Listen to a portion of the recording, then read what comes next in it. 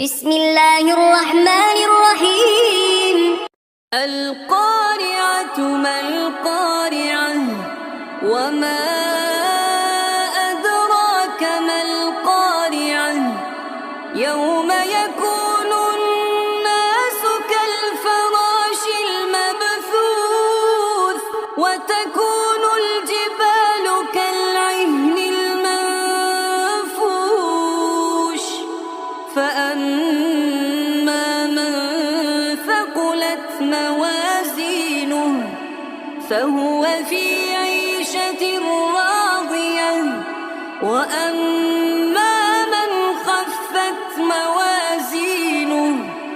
فأمه هاوية وما